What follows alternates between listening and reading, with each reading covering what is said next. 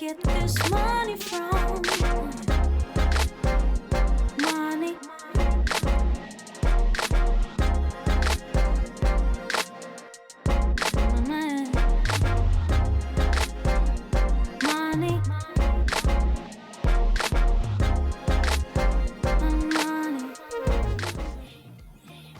Innovation family, what is good, everybody? How you guys doing out there? It's me, Brandon, your friend, your neighbor, your host, back with the video with Innovation Property Atlanta. Just sitting here talking about this Turo car game, rental car game, side hustles, ways we all can come together to make money, save money, and learn from each other.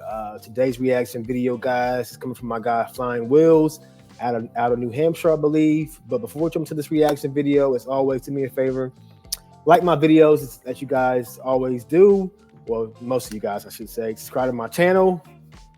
Reach out to me via comments or questions below in the comment section.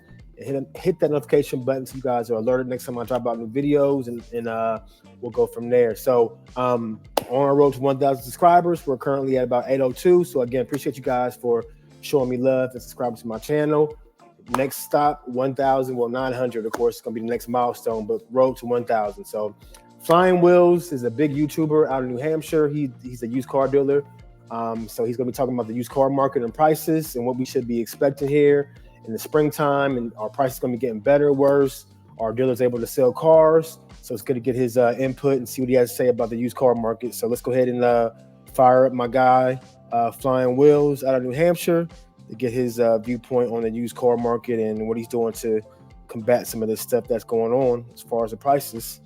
So let's fire them up. Fed increased interest rates. So as a buyer, yeah, things are negotiable again. Car dealerships are in trouble. Car dealers are going to die. Be careful. Just like those profits just must have been out of this world. I'm quite envious on the new car stores. Oh, the sky is falling. The world is collapsing. The car market is collapsing. What are we all going to do? Today's video, not everything is dying. I'm going to tell you, if you're a consumer, what is good news for you. If you're a dealer, what is bad news for you and how you can fix it. Today's video, super informative. Why? Because the car market has completely changed and done a 180, because everything is in the buyer's favor. Everything is a buyer's market. And as a buyer, you might be afraid to buy a car right now because financing options are just so ridiculous. Like interest rates are through the roof, right? What else should you do? And for the reason that I'm going to tell you, that's the bad news for the used car dealer. It's just so much information in today's video. I love doing market updates. Stick with me because today you're going to learn a lot about what's going on. So let's get going.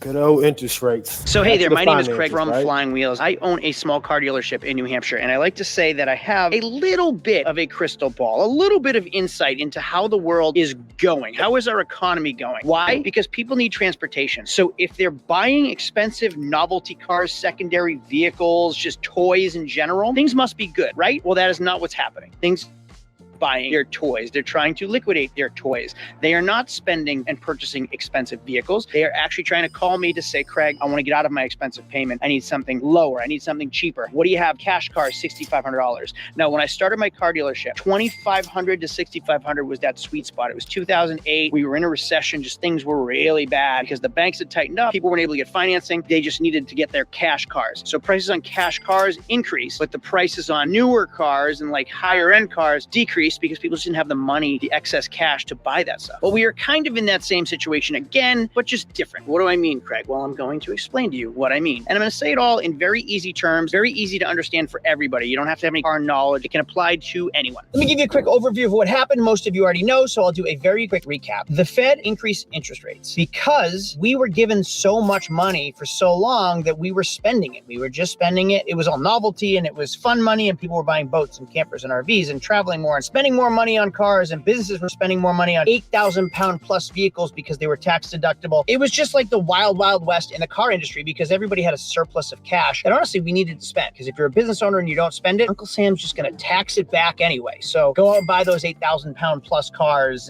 go travel for work related expenses, like all that stuff. We're not there anymore. Okay. Right now we are in a different market because inflation took over and they increased car prices tremendously. I always say it's supply and demand. There was limited supply post-COVID. COVID because they weren't producing vehicles. There was a high demand because everybody had cash. So like supercar prices just soared. Ferrari prices soared, and you're paying now a market adjustment on every vehicle. So when MSRP was say $50,000, you couldn't get that car, and dealers had all the power. It was the seller's market, and they'd say, you know what, limited production, limited inventory, limited supply. My, how the powerful have changed.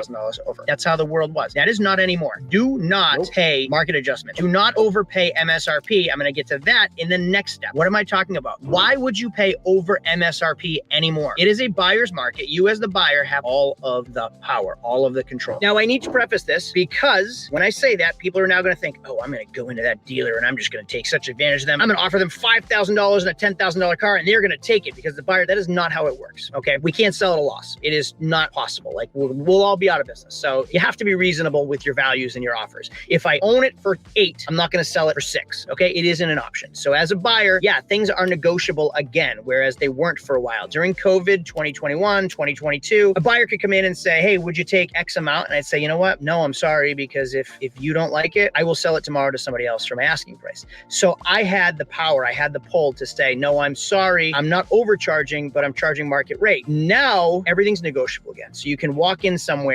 and say, hey, listen, this is my budget. This is what I came up with. I did my research and I found that this car is more suitable at this price. For me, this is what I can afford. And this is what the market on this car is. Would you accept XYZ? I have my financing in place already. I already went to my credit union. I have my pre-approval, or I'm a cash buyer. Those offers are very likely to be accepted. Why? Because as a guy that owns a car dealership, cash is king. If you come in prepared, if you come in ready to buy, I want to sell it to you. I'm not going to turn down a sale in hopes that someone else shows up this week, next week, or the week after. We want those sales. That is what I mean when I say the buyers have the power. You have the power to be reasonable and go buy your car on the spot and have it be negotiable again. That's great. Now let's talk about credit score. Your credit score significantly impacts interest rates. And if you have a low credit score, you're probably more likely to have a higher interest rate. If you have a great credit score, you're probably more likely to have a lower interest rate, which is kind of a cool segue into this next little bit of news that I'm going to tell you. I've never owned a Tesla. I got the go-ahead to order a Tesla Cybertruck, so I should be the proud owner of a Tesla Cybertruck to move our Ferrari Flip series over to something really, really neat. I went to do my credit application. It was denied. Why? I have great credit. Why was my application denied? Because of my Aura app. I use this product called Aura, and it locks my credit so no one can check my credit without me saying it's okay to. Aura does 1,000 things to help improve my credit and my security on the internet. So if you've ever done a Google search for your name, you know your email address, your home address, your phone number, your family's relationships, it's all out there. It's insane what virus, VPN, password management in the description to visit. So that affects the car dealer. I've made several videos about car dealerships are in trouble. Car dealers are going to die. It's true. I mean, we're there. We're near there. When the interest rates, for different reasons too, when interest rates increase, their lines of credit, their floor plan interest rates increased, and it lowered the prices. And the same thing with like the housing market kind of happened in 2008. People overfinanced their house or they refinanced their house. And then they said, oh, whatever, when the rate changes and your 5/1 adjustable rate mortgage changes, just refinance your house, which is what they're telling you right now. Be careful. Be careful. Buy the house, not the rate, right? Don't buy the rate, buy the house. Okay, yeah, cool. Unless your house isn't worth what it's worth now when you're ready to buy the new rate, right? When rates go down and you own the house for too much, you can't refinance. And then you're stuck with an overpriced house at a high rate. So be careful with buy the house, not buy the rate. When your realtor says buy the house, not the rate, be careful. Same idea as with cars. So if a dealer pays $18,000 on a car that was worth $18,000 4 months ago, and then their interest rate increases, they have to make a payment on their floor plan every single month. Well, now their interest rate's higher, so they're making higher monthly payments. Well, now the value of the car has decreased too because the amount of buyers have decreased and the amount of inventory has increased. I hope you're following me here. So the value of that $18,000 car might be $16,000. So that is when the dealer takes a loss. What does that mean? How does that work? You got to liquidate. If the buyer isn't buying it retail, you got to dump it through the auction. Okay. When you dump it through the auction, you got to take what you can get. Now I would go and buy that car for its current market value, say $16,000. Now I can sell that car, make a profit, reevaluate the system. I can reassess and readjust. And that is now the current selling value on that $18,000 car is now $16,000 car. Someone is going to have to take a loss. And sometimes it's just better to take your losses and start fresh. Someone once told me, like, picture I have just this, like a piece of paper. It's on fire. You have to get rid of this paper. The longer I hold it, the less paper I have, because the more that the paper burns. Get rid of that paper now while you can. Get rid of that car while you can, because it's going to be worth less and less. And then go buy a new piece of paper for less. That's happening to my Audi e-tron right now. I paid $82,000 for it. It is now worth $65,000. I can't bear to take the loss in 12 months. Mentally, I can't do it. But that piece of paper is going down in flames. And the longer I hold it, which has happened in the past 3 months, the more it goes down in value. People are reassessing the whole EV community and the whole EV world, and the prices are going down. And even I just read that Ford is stopping moving forward with their electric vehicles for now. So I got to get rid of it. And car dealers are going to have to do the same thing, which is why things are negotiable again. So you can walk into a car dealership, see how long they've had it for sale for. And there are hundreds of websites out there that tell you how long they've had it for sale for. You can go make your offer based on the current value and use how long they've had that car for as a negotiating tool for yourself. I want to get into why it's better to buy a brand new car than a used car. So a friend of mine who runs a lot of my clients for me, she asked if it's a good time to buy a new car. And I said, yeah, absolutely. She didn't want to sell her car because she owns it and she has a good rate on it. And I had to explain, wow, this car smells like the devil's lettuce. Okay, so I had to explain to her, no, it's a perfect time to buy. But interest rates are like 9% for good credit. They are if you go to the bank. If you go buy a brand new car, the incentives are why you would get a better deal. So if I go to the credit union and say, hey, I want to finance a car, they'll go, all right, current rate is 8.5%, whatever it is, 8.5%. I would now have an 8.5% rate to go buy a pre-owned car, like a 22 or a 23 something, right? So I'm stuck at a higher rate unless I go buy a brand new car. If I buy a brand new car, there are incentives. The dealers are slow. They have a surplus of inventory they cannot get rid of. So I'm going to get into market adjustments again and negotiating on new cars in a minute. But now they need to liquidate their cars, especially their leftovers. So the manufacturer themselves is offering incentives like cash back or reduced rates below MSRP or financing options. For example, I scrolled through just a few of the car manufacturers' websites just to see what they're offering for incentives. And Honda is offering rates as low as 2.9% for 24 to 36 months and 3.9% for up to 60 months. So when you go to a credit union and you are getting a rate of 8, 9, 10% on a pre-owned car, you can go buy a brand new car for a significantly reduced rate. So yeah, than a 1-year-old car, you'll save it in the interest. That's 50%, 75% less than the actual credit union and bank. Now, it's not just Honda that's doing this. I'm looking at my phone to read it to you. Toyota on their RAV4s, 4.99% on 60 months. That's literally 50% the interest rate that you would get on a certified pre-owned car. GM, Chevy Silverados have 2.9% APR for 72 months. You can get under 3% for 72 months on a brand new Silverado. That's how slow their sales are. And it keeps going. They are also offering no payments for 90 days, meaning, yeah, you're going to accrue the interest, but you can drive a car on their dime for 90 days. Ford, let's get into Ford. Ford is offering 3.9% for 60 months on their F-150 plus $1,500 customer cash. So they're reducing the price by $1,500 and offering you 3.9% on a 2023 Ford because it's a leftover. They got to get rid of this stuff. We're already into 2024. And when the market is slow and things aren't selling, they cannot be carrying these cars. The values are going to go down more and more, and they need to start pushing out the new cars. This is a big one, and this is a whole new topic. We talked about financing interest rates and buying them brand new. Ram is offering 15% below MSRP. So if MSRP is $50,000, they're offering $7,500 off of that. Is my math correct? Yeah, I think so. Yeah. So $7,500 off of MSRP. Now, let me put this in perspective. Earlier in this video, I said dealers were charging $10,000 over MSRP. Now they can charge $7,500 less, 15% less than MSRP and still make a profit? How is that possible? And if that is possible, how much money were they making off us when they were charging market adjustments? You're telling me they have 15% to take off of MSRP and they were charging us that entire amount plus just like Those profits just must have been out of this world. I'm quite envious on the new car stores. Got it!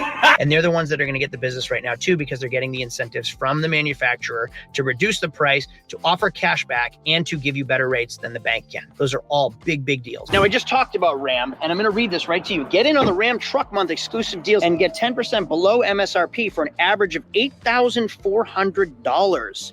So I just guessed it, like $7,500, $50,000 truck. Their average is $8,400 below MSRP. That is just astronomical. So let's say their market adjustment was $10,000 originally, and now they could take $8,400 off. That means there was an $18,400 profit on new cars when we were in a shortage. That's wild to think of that. All right, last one on Ram, and then I'm going to move on. The 2023 Ram 1500 Classic. Save $9,144 off a tradesman crew cab. That is insane. $9,000 off. It just makes me feel so bad for everybody that paid market adjustments. All right, I've done videos on market adjustments, and if you own your car too much, you have like negative equity in your vehicle. I've done videos on that. I'm just going to say it really, really quickly what happens. If you have negative equity in your vehicle, like you paid too much and now it's worth less, here's your options. You can either, number one, trade your car, and you're going to have negative equity. So whatever your negative equity is, you can roll it into your new loan. So if you pay $10,000 on a car and you have $2,000 negative equity, you'll end up like taking a loan out for $12,000, not $10,000. And then that dealer can pay off the car that you own for too much money. That's option one. Number two is you take an extra amount of cash. So if you're negative by $2,000, take an extra $2,000 out of your bank, suck it up, pay it off. Just pay the extra $2,000, sell your car outright, and you're done, right?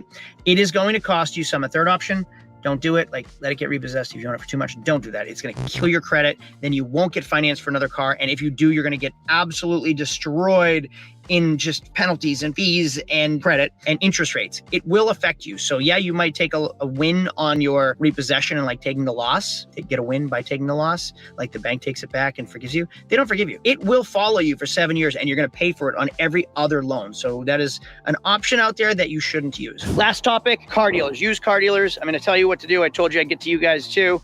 I own a car dealership. I saw the market changing. I liquidated. I got rid of the expensive stuff. I actually got rid of my toys. The Ferraris sold, and I'm trying to get rid of everything that cost me a lot of money or cars that I may own for too much. I took it up. I sucked it up. I took the loss, and I moved on. And I bought cars at the new value. So now I have cars, a majority of them. There's still some that are overpriced because I own them for too long and own them for too much. But I took the loss, moved on, reassessed, and started the lot over with the current market's valued inventory. So now people can buy cars again. There are still people buying cars. They're just buying them at the right price. So if you own them for too much, just figure it out, get rid of them, take the loss, move on, buy cars at the current market. Now there's good news in it for you. Tax time is coming up. Tax season is coming up, and people will have their tax refunds, and it's good. They'll buy cars. What kind of cars are they going to buy? Probably cash cars. Okay. So I've been stocking up. I hate buying these things. I've been stocking up on cars from like $2,500 to $6,500. It's tough to buy trucks. I live in the Northeast. They get really rusty. Tough to buy trucks and SUVs in that price range. So I've been trying to buy cash cars to float through tax refund season. It will help you move on, get rid of the old stuff, out with the old, in with the new. Buy what is selling. We're in a cash car market unless you can find cars. And if you're not buying cash cars and you need to buy those trucks and SUVs, make sure you're buying them right, because prices are still declining. So watch your butt. That is all for now. I like to say that I have a crystal ball. Appreciate it, man.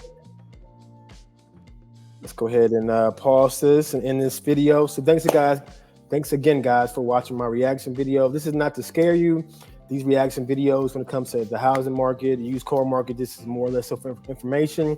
So you guys are aware and making decisions that are going to best impact you, your situation, your family, your business, so you know what's going on. So a lot of times, if you don't do a lot of research or do your homework, you can get upside down pretty quick on a lot of these products that are out here for sales, especially the used car market. So right now, the market has changed, as I've been talking about. So you guys be careful when you go out there and buy vehicles for your Turo fleet or used car fleet, and for your personal home use. Be careful how you buy these cars and how you can get out of them, because these cars are still pretty high as far as buying them, and they're really taking a hit as far as the market value when people try to sell them. So upside down is the new word, not the new word, but starting to pop back up a lot. People being upside down, repossessions, and taking a loss. They try to trade these cars in or sell them outright. So That's today's reaction video. Shout out again to my guy, Fine Wills. Appreciate the input. You guys have a good rest of your day. Thanks for tapping in and watching the reaction video. Take it easy. Never been so lucky I can have it all. Can I simply ask you where you get this money from?